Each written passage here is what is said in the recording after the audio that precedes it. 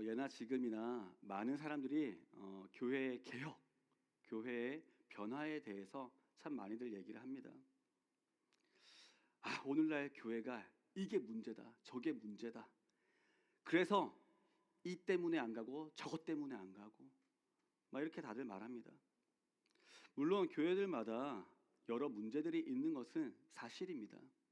그런데 그 얘기들을 듣다 보면은 결국은 그 얘기들이 이렇게 말하는 것처럼 보여요.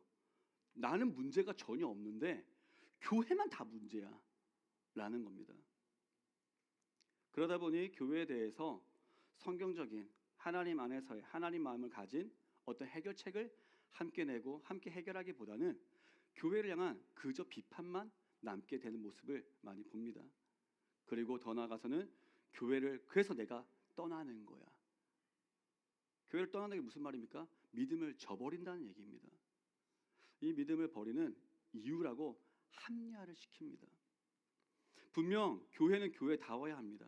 그런데 교회다워야 할 모습에 우리 눈에 보이는 이런 집단적인 교회만이 아니라 나를 성전으로 삼으신 나 자신이 성전임을 기억한다면 그런 나의 변화도 빠져서는 안 된다는 것이죠. 개혁이 분명히 필요합니다. 변화도 필요합니다. 그런데 그 개혁에서 나를 제외하고 다른 이들만 바라보며 다른 교회만 얘기한다면 그것은 나를 위해 죽으시고 부활하시고 핏값으로 사신 이 몸된 교회를 살리는 것이 아니라 죽이는 것이 됨을. 물론 죽인다고 죽여지지 않습니다. 주님의 교회는 주님이 살려나가십니다. 하지만 그럼에도 불구하고 우리를 쓰실 때 하나님을 대적하는 길에 놓일 수 있다는 것입니다. 우리가 그런 모습 가운데 서지 말아야 됩니다. 교회는 개개인을 떠나서 개인이 모인 우리임을 꼭 기억해야 합니다. 결국 교회 변화의 시작은 어떤 제도적인 이렇게 하면 더 부흥이 될 거야, 이렇게 하면 좋아질 거야, 어떤 반복적인 개선보다 나 그리고 우리의 본질적인 변화가 있어야 합니다. 그래서 오늘 말씀 가운데 먼저 무엇이 성전을 더럽혔는가 예수님 말씀하시는 부분을 우리가 볼 수가 있습니다. 13절 14절 말씀 함께 보겠습니다. 13절 14절 함께 읽습니다. 시작.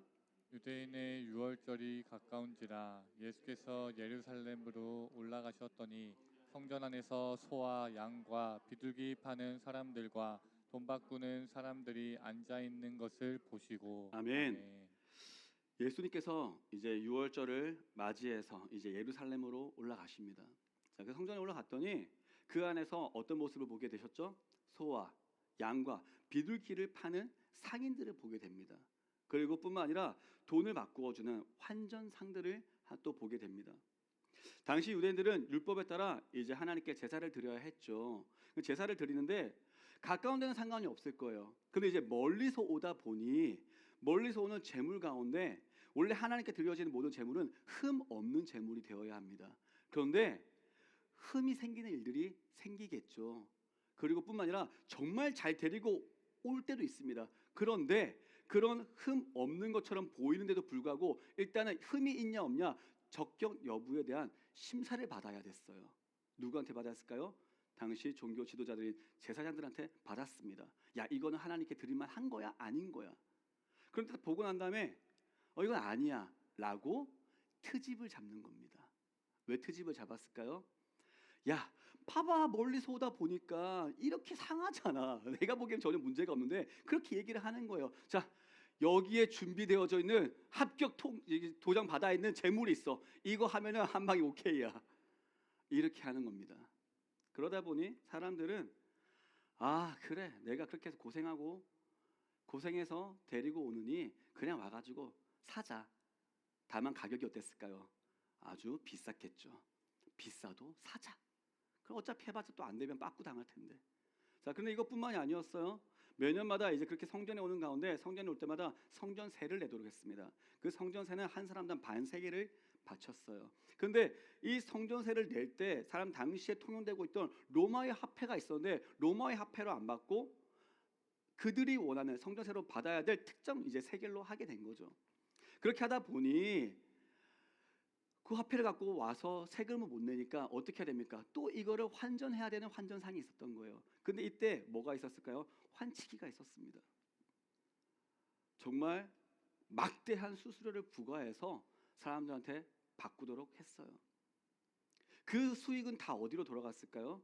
당시 제사장들과 그리고 그들과 함께하는 무리들에게 돌아갔습니다. 그들은 큰 이익을 얻고 자신들의 권력을 유지하는데 그렇게 하나님의 성전을 사용했습니다. 겉으로 보기에는 편의 그리고 필요하다라고 얘기할 수 있는 명분은 있었습니다. 그런데 그 속에 하나님이 있었습니까? 없었죠. 중요한 것은 지금도 마찬가지입니다. 교회가 예배 가운데 어떤 우리의 모든 프로그램 가운데 편의도 있고요. 필요도 있을 수 있습니다. 하지만 그것이 하나님 안에서 어떻게 우리가 함께 바라보며 나갈 것인가 라는 하나님 중심적인 생각은 늘 언제나 필요합니다. 그저 내게 유익하기 위해서, 교회가 그저 하나님과 상관없이 그저 잘 되기 위해서라고 한다면 결국은 또 오늘날에도 과거 같은 문제가 생길 수밖에 없습니다. 자, 그렇게 그냥 그랬어요. 명분이 있으니 그냥 그렇게 넘어갔었습니다. 그런데 그 모습을 예수님이 보셨죠? 보시고 난 다음에 어떻게 반응하셨습니까? 다른 일하고 완전 다른 반응을 보이셨습니다. 15절 말씀 제가 읽겠습니다. 노끈으로 채찍을 만드사 양이나 소를 다 성전에서 내쫓으시고 돈 바꾸는 사람들의 돈을 쏟으시며 상을 엎으시고. 어떻습니까? 우리가 일반적으로 생각하는 예수님의 모습입니까? 아니죠. 예수님이 하신 분노였습니다. 그런데 거룩한 분노라고 우리는 표현을 합니다. 예수님도 분노를 하십니다. 야, 이 독사의 자식들아, 얘기도 하십니다. 그런데 그것이 봐봐, 예수님도 열받은 게 14잖아, 이런 얘기가 아니에요. 예수님은 죄가 없습니다. 정말 하나님의 마음을 갖고 성자 하나님으로서 성부 하나님께 예배드려야 되는 이 곳 가운데 하나님을 슬퍼하시게 하는 그 가운데 죄를 미워하시는 하나님 마음으로 분이 표현되어지는 겁니다. 그거 보면 나와 똑같다고 해서는 안 됩니다.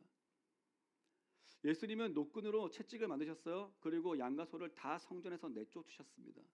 그리고 환전상들의 돈을 막 이렇게 엎었어요. 상을 뒤집어 엎었습니다. 그럼 우리 이렇게 하죠. 어머, 교회 안에서 저렇게 하면 어떡해? 저기 시험 되면 어떡해? 여러분, 교회는 하나님의 영광을 위하여 있는 것을 꼭 기억할 수 있기를 바랍니다. 물론 그렇다고 제 마음대로 엎을 수도 있지는 않습니다. 하지만 예수님이 하신 것에 대한 의의와 정신을, 그 마음을 우리는 꼭 기억해야 합니다. 이 모습은 우리가 일반적으로 생각하는 예수님의 어떤 온화한 그런 훈계, 사랑이 예수님이라면 이렇게 해야 될 텐데 라는 것과는 조금 달라 보이지만 이 또한 예수님의 마음이고 심판입니다.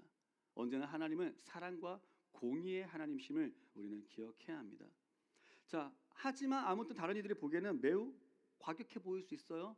그리고 충격적일 수 있습니다. 어떻게 사랑이 많으신 예수님이 저렇게까지 반응을 했을까?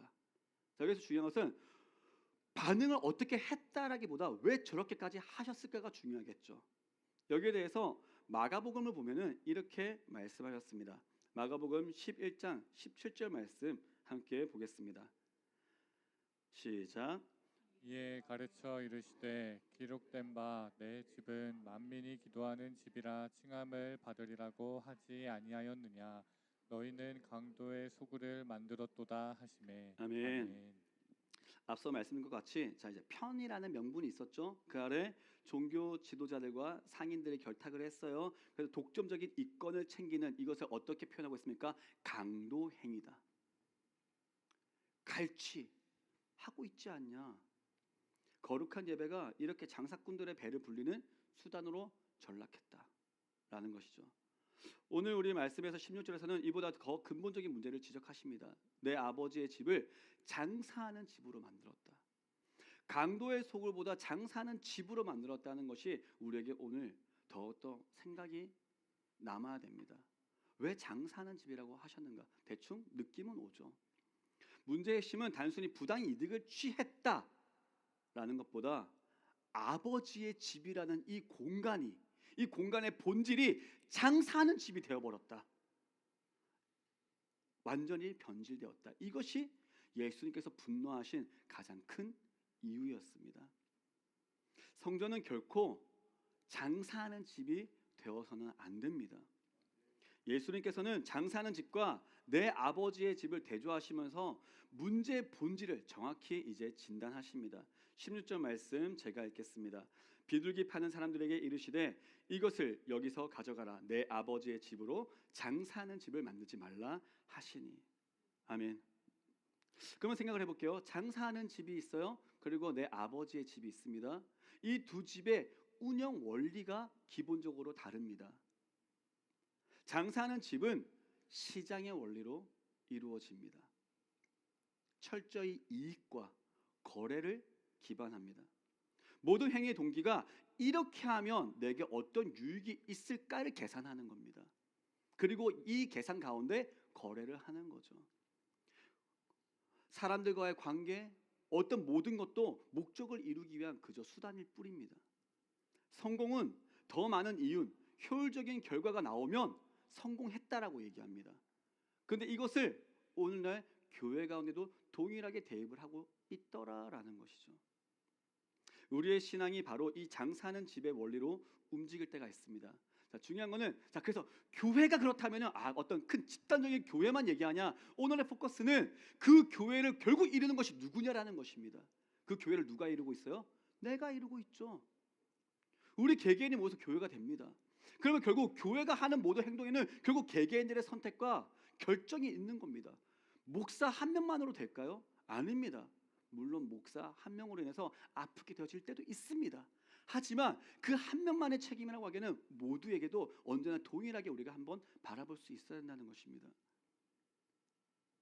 한번 우리의 신앙을 볼게요.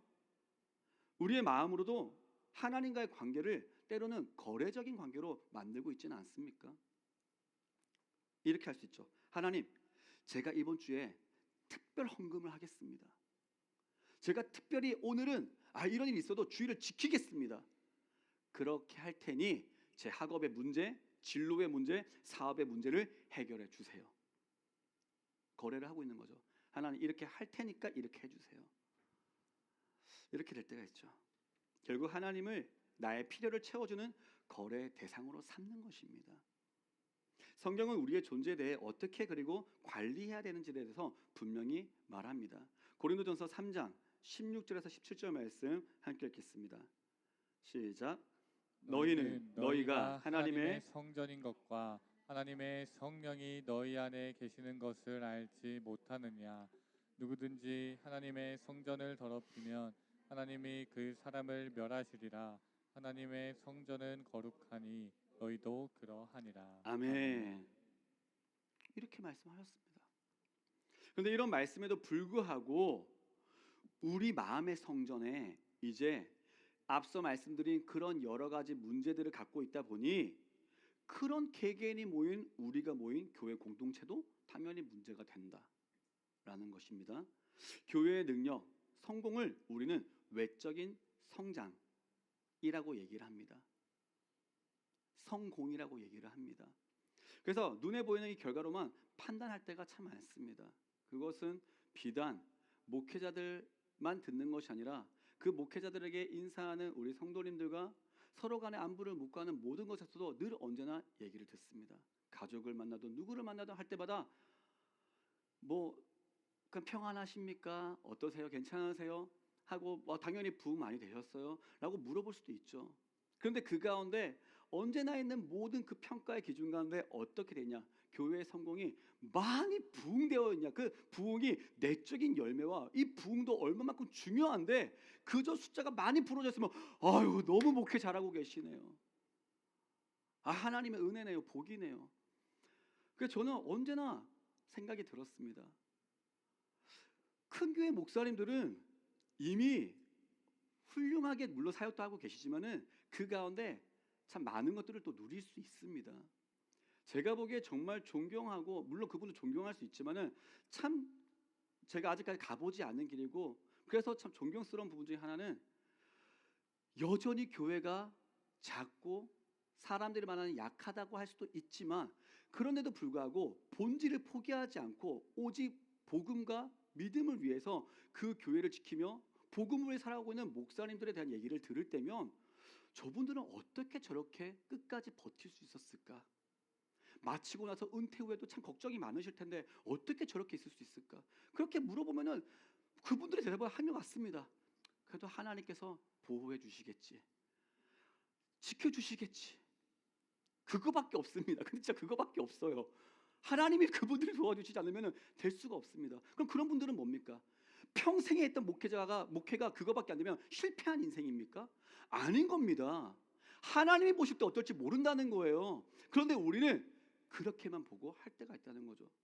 이미 그렇게 생각하는 우리의 눈에도 교회를 장사하는 집의 원리로서 볼 때가 있다는 겁니다.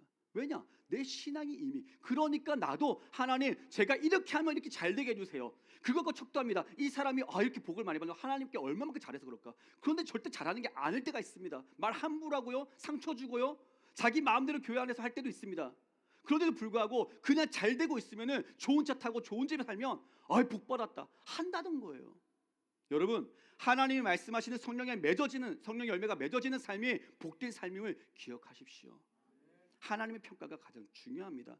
물론 그렇다고 우리가 모든 것을 함부로 판단할 수는 없죠. 그래서 누구를 먼저 체크하자는 거예요.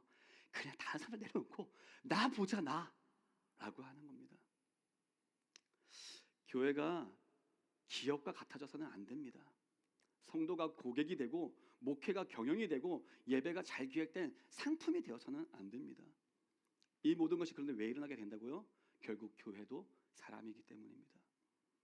우리의 신앙이 내 안의 성전이 장사하는 집이 되어 있으면 자연스럽게 교회도 그렇게 될 수밖에 없습니다.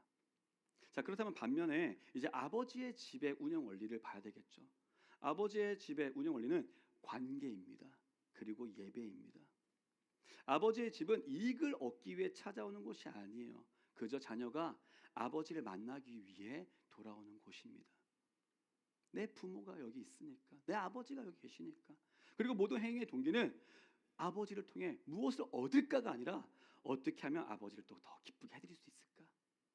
라는 마음으로 이루어지는 것이 되어야 합니다. 그 관계를 한마디로 정의하면 이렇게 얘기할 수 있겠죠. 사랑입니다. 물론 예수님을 통한 구원이 우리에게 있어야 되겠죠.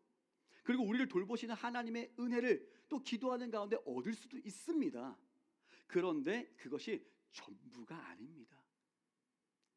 생각을 해볼게요. 구원이요, 나는 이제 천국 가니까 끝이다 라고 되면 안 됩니다. 구원은 천국을 가냐 안 가냐 보다 본질적으로는 이렇게 얘기할 수 있습니다. 하나님과의 관계가 회복되었다. 하나님과의 관계가 회복되고 나니까 아버지 계신 본향집에 거하게 되는 겁니다. 천국 가는데도 불구하고 천국을 가니까 아버지 관계를 엉망진창해도 되는 게 아니라고요. 그냥 돼 있으니까 되는 거예요. 그리고 하나님과 관계가 회복되니 하나님을 예배하는 게 당연해지는 겁니다. 하나님과의 관계가 회복하고 나니 특히나 용서받지 못할 나를 구원하신 이 아버지의 사랑과 그럼에도 불구하고 돌보시는 은혜를 경험하고 나니 자연스럽게 하나님의 그 은혜 나도 어떻게 하면 갚을 수 있을까? 어떻게 하면 아버지를 더욱더 기쁘게 해드릴 수 있을까? 나의 주님을 기쁘게 해드릴 수 있을까?가 되어야 합니다. 그것이 우리가 오늘 이 예배 자리에 있는 유일한 이유가 되어야 합니다. 이로 인해 예배드리며 더 깊은 관계를 맺는 것, 이것이 아버지의 집이다 라고 예수님은 말씀하십니다. 예수님의 충격적인 이 행동에 유대인들은 적대감을 갖습니다. 18절을 보니 내가 이런 일을 행하니 무슨 표적 우리에게 보이겠느냐 라고 얘기를 합니다. 따지고 드는 거예요. 무슨 말이냐? 예수님께서 그런 행동을 할 수 있는 권리를 종교 지도자로부터 받은 게 아닌데 너 그러면은 이 행동 하나님께로부터 받아서 하고 있냐? 그렇다면 한번 기적을 보여봐. 그런데 그게 진짜 기적 보면 진짜 믿어주려고 하는 게 아니라 그렇게 해서 트집지 않고 예수님을 비난하며 궁지에 빠뜨리려고 했다는 악함이라는 거죠. 이게 문제다라고 얘기를 했어요. 이스라엘 백성들은 전부 다 하나님의 백성이라는 선민 의식을 갖고 있습니다.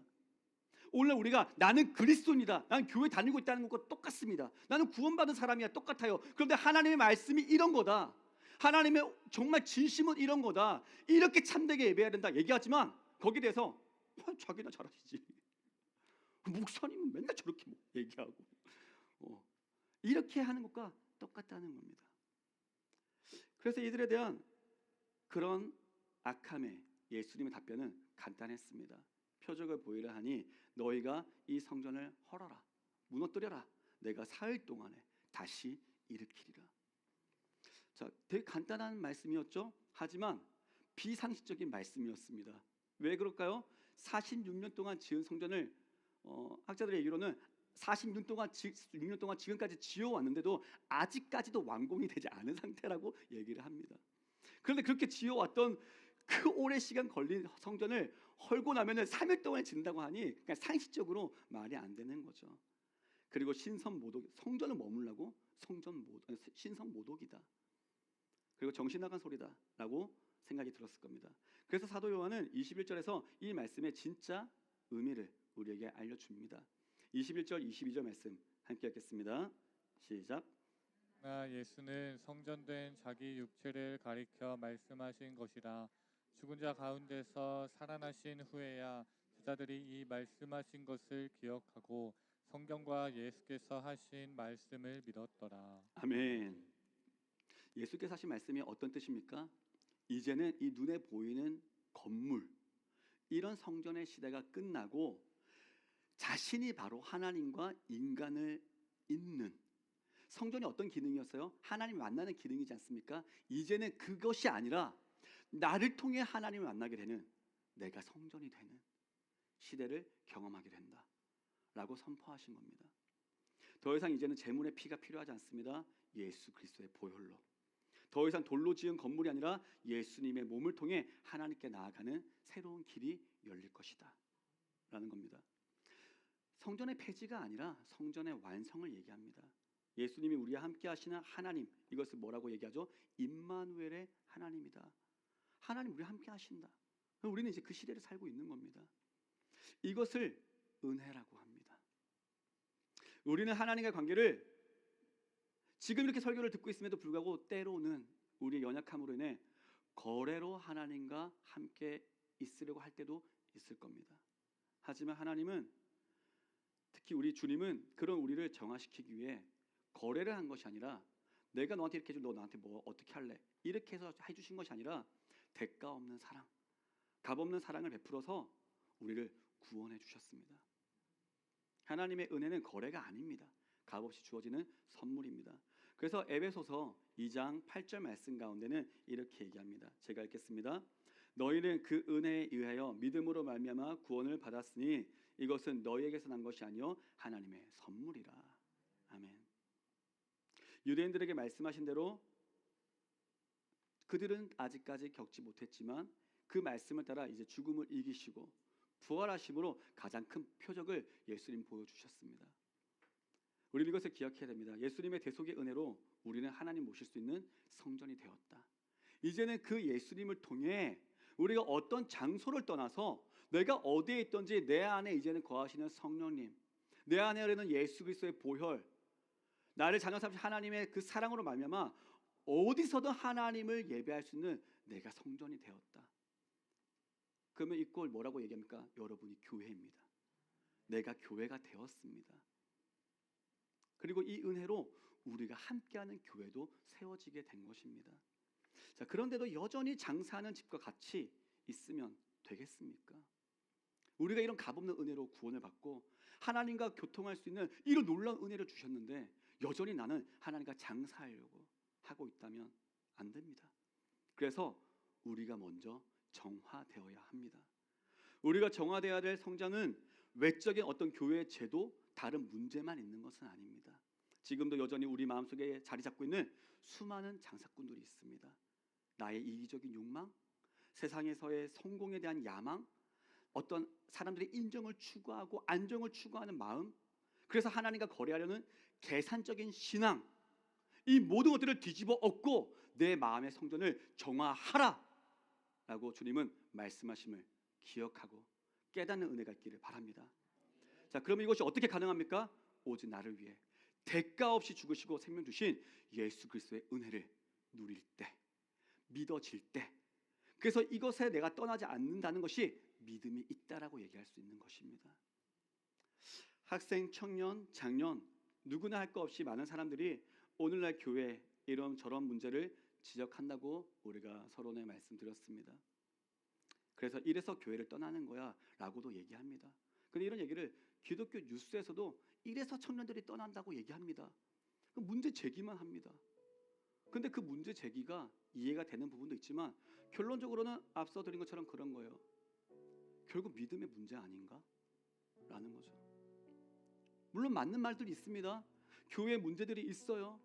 근데 교회 자체의 문제에 있어서가 아니라 어떤 게 문제라고요? 이제 우리는 알아야 되겠죠. 교회를 이루는 우리의 마음에 문제가 있으니까. 문제가 있는 것은 당연하다. 그런데 그것이 나를 살리려고 생명을 주신 예수님을, 하나님을 떠나기 위한 핑계가 될 수 없다. 결국 이것은 핑계고 믿음이 없는 것이지 절대 하나님이 기뻐하시는 얘기가 아닙니다. 제자들이 이렇게 얘기합니다. 요한복음 6장 67절에서 68절 말씀, 특별히 베드로가 이렇게 얘기를 하죠. 함께 마지막으로 읽겠습니다. 시작. 예수께서 12 제자에게 이르시되 너희도 가려느냐? 시몬 베드로가 대답하되 주여 영생의 말씀이 주께 있사오니 우리가 누구에게로 가오리이까? 아멘. 예수님이 전하시는 말씀은 내가 생명의 떡이다 라고 할 때 그 얘기가 사람들이 듣기에 이게 도대체 너무 어렵다, 무슨 말인지 모르겠다. 여러분, 우리도 교회 가운데 우리가 신앙생활 하다 보면 앞으로 우리 여정 가운데 교회 안에 있든 밖에 있든 이해 안 될 때 많습니다. 그런데 예수님께서 그런 제자들에게 이제 물어봅니다. 너희도 나를 떠나겠느냐?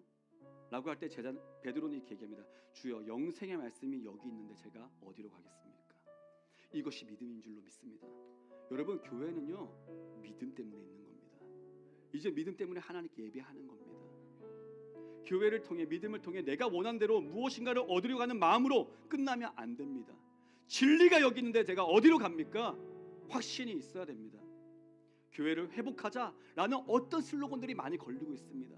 그런데 이 슬로건보다 교회를 이루는 내가, 나의 신앙의 동기가 근본적으로 먼저 회복되기를 축복합니다.